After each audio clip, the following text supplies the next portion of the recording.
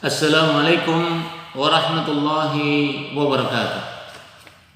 Alhamdulillah. Alhamdulillahilladzi arsala rasulahu bil huda wa dinil haq liyudhhirahu 'ala dini kullih wa kafa billahi shahida. Wa asyhadu an la ilaha illallah wahdahu la syarika lah wa asyhadu anna Muhammadan abduhu wa rasuluh.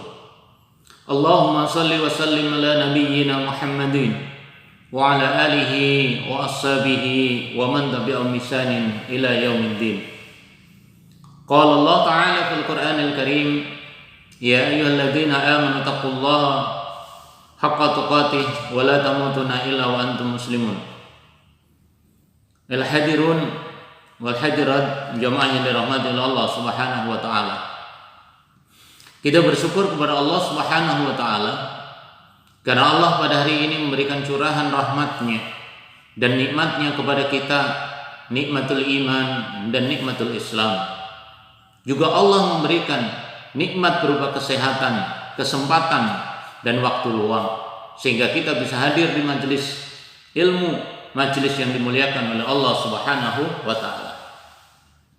Orang-orang yang berada di majelis ilmu, Allah akan mengangkat derajatnya sebagaimana Allah sampaikan kepada kita.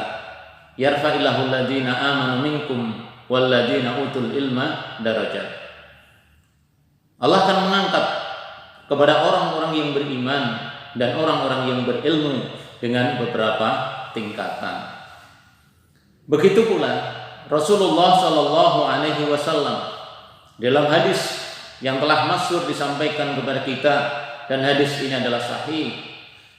Orang-orang yang dimudahkan oleh Allah Subhanahu wa taala melangkahkan kakinya untuk berada di majelis ilmu, Rasul menyampaikan, man salaka tariqan yaltamisu bihi ilman sahalallahu tariqan ilal jannah. Siapa yang memudahkan, meringankan kaki untuk bisa berangkat menuntut ilmu, maka sahalallahu lahu tariqan ilal jannah. Maka Allah akan memudahkan baginya jalan menuju surganya Allah Subhanahu wa taala. Di dalam hadis yang lain yang diriwayatkan oleh Imam Muslim, bahkan ciri seorang muslim, ciri orang-orang yang baik, Allah akan memberikan kepahaman kepada dirinya dalam urusan agama. May yuridillahu bihi khairan yufaqihu fid din. Siapa saja yang dikehendaki oleh Allah Subhanahu wa taala untuk menjadi baik, maka Allah akan memudahkan dirinya dalam urusan din, dalam urusan agamanya. Nah, jemaah yang dirahmati Allah Subhanahu wa taala, pada pertemuan hari ini yaitu kita akan melanjutkan kajian kita pada poin yang ke-62 dari kitab Tafsir Al-Hikmah, yaitu pada halaman 21 dari jilid yang kedua. Yang menjadi pembahasan pada pertemuan hari ini adalah tentang betapa mulianya orang-orang yang mengurusin anak yatim dan bagaimana kedudukan anak yatim di sisi Allah Subhanahu wa taala, dan orang-orang yang menjaganya, orang-orang yang mengurusnya, orang-orang yang menyantuninya. Kita tahu bahwa anak yatim itu adalah anak yang ditinggal oleh orang tuanya, oleh ayahnya ketika mereka belum balik. Jadi anak yatim, yang disebut yatim itu adalah anak yang ditinggal mati oleh ayahnya, ya, selama dia belum balik. Tapi kalau sudah balik, sudah menikah, maka tidak bisa kita sebut dengan yatim. Nah, di Indonesia itu ada istilah yatim, ada istilah yatim piatu. Kalau ada orang ayahnya meninggal disebut yatim, kalau kedua-duanya meninggal disebut yatim piatu. Nah, istilah-istilah ini ya baru kita ketemuin kalau kita di negeri kita. Tapi dalam Islam semuanya disebut sebagai yatim selama orang tua ayahnya itu meninggal, sementara dia dalam posisi belum balik. Nah, karena mulianya itu, maka Allah melalui Rasulnya Shallallahu Alaihi Wasallam memberikan motivasi kepada orang-orang yang mengurus anak yatim itu dengan kedudukan yang mulia, di mana di surga. Rasul menyampaikan, ana wa kafilul yatimi fil jannati hakada. Jadi saya bersama dengan orang-orang yang mengurus anak yatim di surga itu bagaikan ini. Ya, wa sarasabatu bil mustawa farqain. Jadi Rasul mengisyaratkan orang yang mengurus anak yatim itu akan berada di surga seakan-akan berdampingan dengan Rasulullah Shallallahu alaihi wasallam. Nah, lalu bentuk mengurus anak yatim itu boleh jadi anak yatim ditempatkan di rumah kita. Boleh jadi anak yatim kita santunin dan kita masukkan panti asuhan yatim, atau kita membiayai sekolahnya dia. Itu bagian termasuk mengurus anak yatim. Nah, di dalam kajian kita di surat An-Nisa ayat 5 dari tafsir Al-Hikmah jilid 2 ini, Allah berfirman, a'udzubillahi minasyaitonirrajim, wala tu'tus sufaha'a amwalakum allati ja'alallahu lakum qiyaman warzuquhum fiha waqsuhum wa qulu lahum qawlan ma'rufa. Wala tu'tus sufaha'a amwalakum, dan janganlah kamu serahkan kepada orang-orang yang belum sempurna akalnya, jadi belum mampu ya untuk mengelola harta. Maka Allah memberikan wejangan, memberikan larangan, dan janganlah kamu serahkan kepada orang-orang yang belum sempurna akalnya harta mereka, ya, harta anak yatim. Nah, yang ada dalam kekuasaannya, yang kemudian dijadikan Allah sebagai pokok kehidupan, warzuquhum fiha wa qasuhum wa qul lahum qawlan ma'rufa. Nah, berilah mereka nafkah, berilah mereka belanja dan pakaian dari hasil harta itu, dan ucapkanlah wa qulu lahum qawlan ma'rufa, ya, dan ucapkanlah kepada mereka kata-kata yang ma'ruf, kata-kata yang baik. Jemaah yang dirahmati Allah Subhanahu wa taala, ayat ini turun masih ada terkaitan dengan ayat sebelumnya, yaitu berkenaan dengan urusan anak yatim, baik yang berhubungan dengan hartanya maupun pengasuhannya, memeliharanya oleh para wali. Tapi secara khusus ayat ini memberikan penjelasan wala tu'tusufa, dan jangan memberikan atau serahkan, ya, as-sufa ini orang-orang yang belum mampu mengelola, orang-orang yang masih syafihah, ya, yang akalnya belum sempurna. Bukan berarti orang gila, ya, akalnya belum sempurna atau belum bisa berpikir secara normal, jadi berpikir secara rasional, ya. Nah, boleh jadi itu masih anak-anak, belum dewasa, kemungkinan belum balik, atau karena mungkin pikun atau akal sehatnya tidak sempurna, atau pikirannya terganggu, atau mungkin juga karena dalam posisi depresi, gila. Nah, oleh karena itu Allah mewanti-wanti kepada kita atau yang diamanai, ya, yang diamanai untuk mengurus anak yatim itu harus hati-hati, ya, harus hati-hati, harus juga penuh tanggung jawab. Nah, oleh karena itu Rasul Shallallahu Alaihi Wasallam di dalam hadis yang diriwayatkan oleh Imam Bukhari ada sebuah kisah, ya, sebuah kisah yang itu bisa kita ambil sebagai ibrah. Apa yang disampaikan oleh Rasul Shallallahu Alaihi Wasallam, ya, pada hadis itu? An Abi Hurairah qala bainama Nabi sallallahu alaihi wasallam fi majlisi yuhaddisul qauma ja'ahu a'rabiyyun faqala mata as-sa'ah. Famada Rasulullah sallallahu alaihi wasallam, ya, yuhaddisu faqala ba'du qaum sami'a ma qala faqariha ma qala wa qala ba'duhum bal lam yasma' hatta idza qada hadisahu. Jemaah yang dirahmati Allah, jadi suatu saat Abu Hurairah menyampaikan ketika kami berada dalam satu majelis, ya, dalam satu kelompok, dalam satu komunitas bersama baginda Rasul Shallallahu Alaihi Wasallam. Nah, pada waktu itu Rasul sedang menjelaskan, sedang membicarakan, ya, masalah suatu kaum, ya, suatu kaum. Naja'a Arabiyun, sering disampaikan ja'a Arabiyun ini, maka datanglah orang-orang Arab mana? Arab pedalaman, Arab Badui bahasanya itu. Faqala mata sa'ah, kemudian bertanya kepada Rasul. Apa yang disampaikan? Mata sa'ah, kapan terjadinya hari kiamat? Famada Rasulullah sallallahu alaihi wasallam yuhaddisu. Nah, ketika seseorang bertanya kepada Rasul kapan datangnya hari kiamat, maka Rasul sallallahu alaihi wasallam tetap berbicara, sehingga ada sementara orang yang mengatakan Rasul mungkin belum mendengar. Makanya faqala ba'dul qaum sami'a.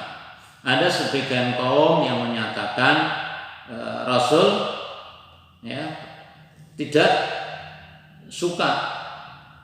tidak suka terhadap pertanyaan itu. Nah, sedangkan yang lain mengatakan tidak begitu. Ya, wa qala ba'dhum bal lam yasma' hatta idza qada hadisah. Hadisah. Yang lain juga berpendapat bahwa mungkin Rasul tidak mendengar. Ya. Setelah Rasul menyampaikan pembicaraannya tuntas, kemudian Rasul bertanya, qala aina arahu sa'id. Ya, di mana orang yang tadi bertanya itu? Ya, terkait dengan apa? Anisa'ah. Terkait dengan peristiwa hari kiamat. Ya, padahal ini apa? Tidak terkait langsung kepada orang yang lola anak yatim. Tapi hadis ini sebenarnya umum. Ya. Jadi seorang yang bertanya kepada kapan hari kiamat itu, Rasul memberikan jawaban yang sangat indah jawabannya. Ya, setelah sahabat menunjukkan hak anak Rasul. Saya tadi yang bicara, saya tadi yang bertanya Rasul. Ya Rasulullah. Kemudian Rasul memberikan jawaban terhadap apa yang ditanyakan tadi.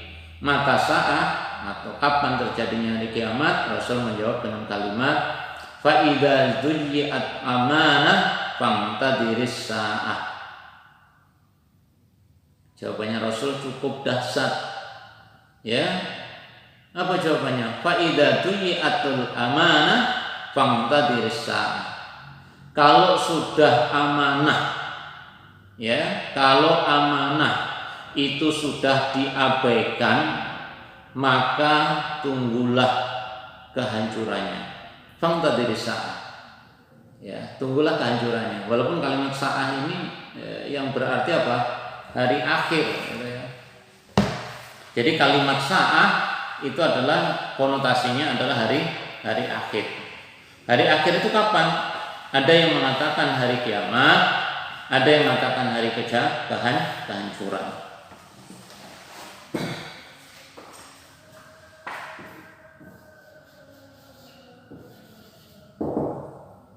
As-sa'atu atau al-qiyamah. Jadi as-sa'atu al-qiyamah. Jadi kapan terjadi hari kiamat? Ya, hari kiamat itu boleh jadi adalah hari kehancuran. Nah, makanya Rasul memberikan jawaban, kalau sudah amanah itu disia-siakan. Jadi kalau sudah sebuah amanah sudah tidak diperdulikan, maka yang muncul adalah tunggu nanti kehancurannya. Nah, jemaah sekalian dirahmati Allah, untuk dewasa ini kita kadang-kadang ngeri ya, antara realita dengan nilai-nilai religius, ya, nilai-nilai keagamaan. Ya, kita ini kan diperintahkan oleh Allah Subhanahu wa taala untuk mencari orang yang jujur atau menjadi orang yang jujur. Tetapi realitanya orang-orang yang jujur itu kadang-kadang malah dianggap berkhianat. Nah, orang-orang yang berkhianat itu dianggap sebagai orang yang jujur. Ya, gampangnya orang yang jujur dianggap orang yang dusta, bahwa sementara orang yang suka berdosa itu dianggap orang yang jujur. Orang yang amanah itu justru dianggap khianat, orang yang khianat justru diberi amanah. Berarti kita pada kondisi yang memang sudah terbalik. Nah, ketika sahabat ini tanya, ternyata jawabannya Rasul, kapan terjadinya kiamat? Jawabnya Rasul apa? Kalau amanah itu sudah diabaikan, amanah itu sudah tidak ditunaikan dengan baik. Nah, jemaah yang dirahmati Allah, ternyata sahabat tidak berhenti di situ. Ya, sahabat tidak berhenti di situ. Ya, sahabat masih tanya, qala kaifa idha'atuha, wahai baginda Rasul, ya, bagaimana orang itu dianggap menyanyiakan amanah? Bagaimana seseorang itu dianggap dia mengabaikan amanah? Jawabnya Rasul, qala idza wusital amru ila ghairi ahlihi famtadiris sa'ah. Idza wusital amru ila ghairi ahli famtadiris sa'ah. Ya, famtadiris sa'ah. Ketika sahabat bertanya, ya Rasul, apa yang dimaksud orang yang melalaikan amanah itu? Rasul memberikan jawaban, idza wusidal amru ila ghairi ahlihi, ya, yaitu apabila suatu urusan itu diserahkan kepada orang yang bukan ahlinya, famtadir sa'ah, maka tunggulah hari kehancuran itu. Hadis ini dicantumkan di sini. Jadi orang yang mengelola anak yatim, orang yang menyantuni anak yatim. Yatim kan ada yang miskin, ada yang kaya, ya, ada yang mampu lah, punya harta peninggalan yang banyak, tapi beliau belum mampu untuk menjaga harta anak yatim itu, atau anak yatim itu belum bisa memanfaatkan dengan sebaik-baiknya. Nah, bagi kita yang kemudian diamani oleh Allah Subhanahu wa taala untuk menjaga anak yatim, maka kita tidak boleh mengambil hartanya anak yatim kecuali hanya sebatas kebutuhan yang kita tunaikan terkait dengan pemeliharaan atau santunan kepada mereka. Nah, kita tunggu sampai mereka itu mampu dan kemudian itu kita kembalikan. Nah, oleh karena itu, jemaah yang dirahmati Allah Subhanahu wa taala, memang memelihara anak yatim, menyantuni anak yatim itu enggak gampang, ya. Menjaga anak yatim itu juga enggak gampang. Maka siapa yang diamanai mengurus anak yatim, baik itu di panti asuhan atau mungkin mengurus saudaranya atau keluarganya yang yatim, maka hendaklah dia berusaha semaksimal mungkin agar menjaga sebaik-baiknya. Nah, anak yatim yang berada di bawah naungan kita atau di bawah pemeliharaan kita punya kewajiban menyantuni mereka, memberikan pakaian kepada mereka, ya, warzuqhum fiha, juga berikan rezeki kepada mereka, berilah makanan, ya, dalam harta tersebut, ya, makanya warzuqhum itu adalah rezeki. Ya, tentunya Pak, kalau itu dari hartanya anak yatim, kita gunakan secukupnya, ya, untuk kebutuhan dia, termasuk juga pakaian. Itu kalau kita mengurus hartanya anak yatim. Jadi kalau kita diamanai ngurus hartanya yatim, jangan sampai harta anak yatim itu kita habiskan, karena itu bukan milik kita, tapi adalah miliknya anak yatim. Kita kembalikan kepada mereka makan, untuk minum, ya, untuk pakaiannya, karena tugasnya kita untuk memelihara, menyantuni mereka. Begitu pula memberikan biaya untuk sekolahnya, untuk pendidikan mereka.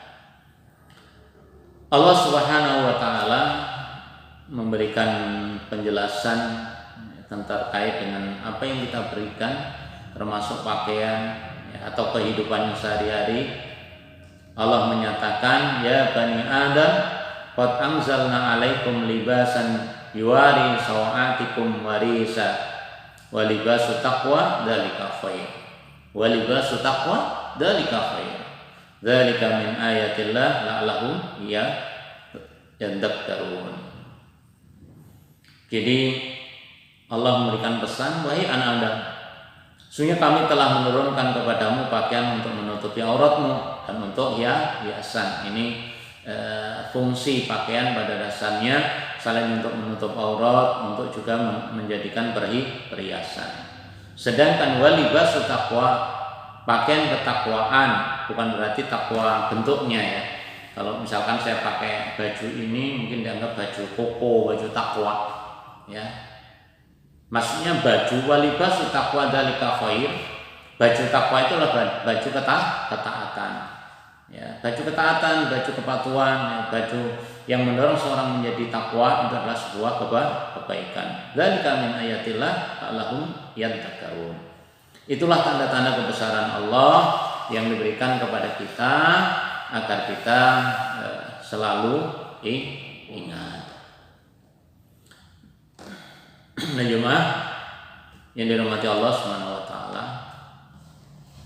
Kemudian dalam hal tutur kata ya, tutur kata ketika anak yatim itu di bawah berada di lingkungan keluarga kita ya, di bawah lingkungan keluarga kita atau masuk dalam rumah kita, bersatu dengan kita ya, sementara dia adalah dari kalangan orang-orang yang tidak punya, artinya tidak memiliki harta peninggalan sebagai harta warisan dari orang tuanya ya. Kalau konteks ayat ini adalah orang yang anak yatim yang kemudian belum mampu mengurus hartanya, kemudian diserahkan, kemudian yang mengurus anak itu harus hati-hati, jangan sampai menghabiskan hartanya anak yatim. Kemudian kalau sementara itu berada di bawah naungan kita, sekali lagi di keluarga kita, maka kita harus menjaga ucapan-ucapan ya, wa qulu lahum qawlan ma'rufa, katakanlah kepada mereka dengan perkataan yang baik ya, kalimat-kalimat yang terkait dengan apa? Kebaikan. Kalau toh bagi mereka karena anak yatim ini tidak memiliki apa-apa, kondisi miskin ya, maka tugas kita selain memberikan fasilitas kepada mereka, anak-anak yatim itu juga menjaga perkataan-perkataan kita.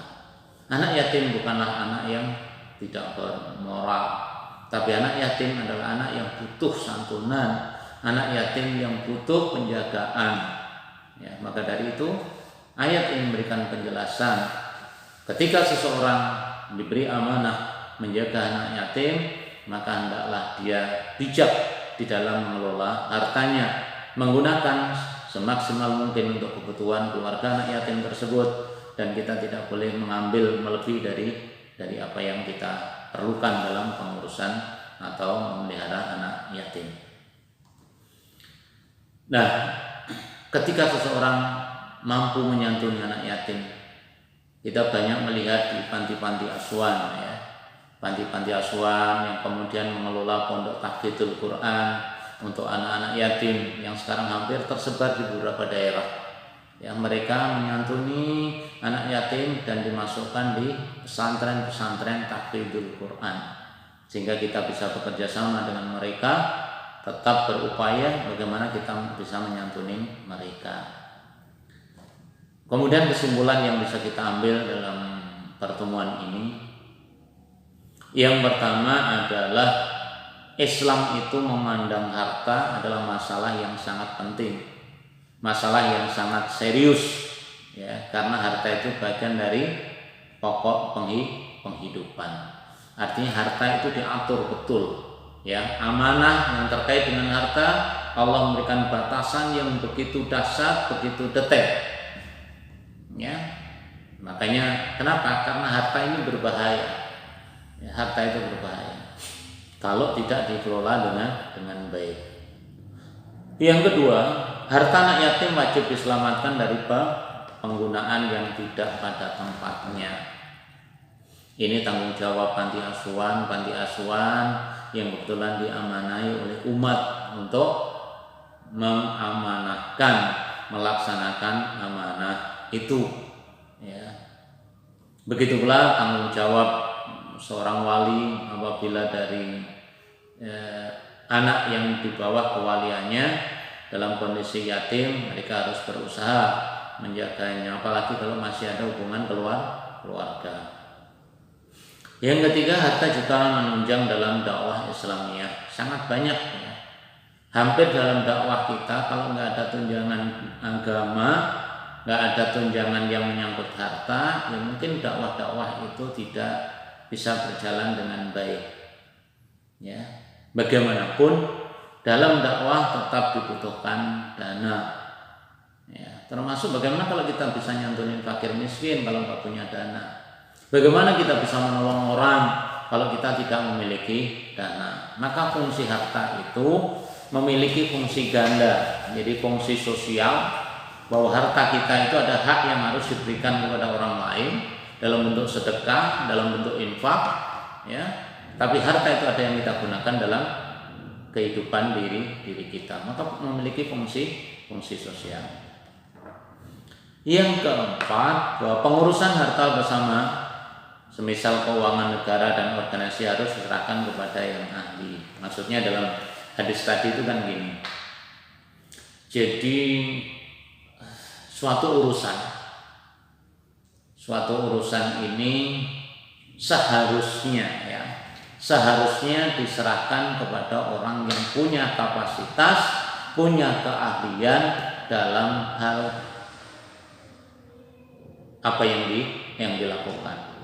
Seorang insinyur, dia harus sesuai dengan apa yang dimiliki dari skillnya. Tapi kalau kita lihat sekarang jamaah yang dirahmati Allah, ya mohon maaf.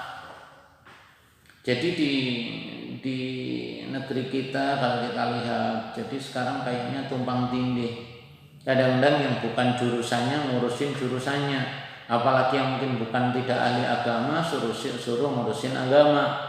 Yang tidak ahli di bidang pendidikan juga kadang-kadang disuruh ngurusin pendidikan atau yang lain-lain. Pokoknya pesannya Nabi Sallallahu Alaihi Wasallam tadi, kalau sudah amanah disia-siakan, amanah tidak sesuai dengan kapasitas seseorang, menyerahkan sesuatu tidak sesuai dengan keahliannya, yang muncul adalah sebuah kehancuran. Ya, sebuah kehancuran. Maka kita harus letakkan orang yang ahli agama adalah pada posisinya. Orang yang bukan ahli agama jangan berbicara tentang agama. Fatal nanti. Ya, fatal betul. Yang muncul bukan kebaikan. Yang muncul adalah kerusakan. Benar apa yang disampaikan oleh Rasul Shallallahu Alaihi Wasallam. Nah, yang dirahmati Allah, ini kajian kita hari ini. Ya, meskipun singkat, kita berharap kita dimudahkan oleh Allah Subhanahu wa taala untuk mengelola. Kalau kita diberi amanah, dari amanah harta anak yatim, kita harus berhati-hati, kita berusaha. Begitu pula ketika kita tutur kata kita terhadap anak-anak yatim, kita juga harus dengan sebaik-baiknya, dengan qaulan ma'rufah. Kita juga berusaha menyantuni anak yatim dalam bentuk apa?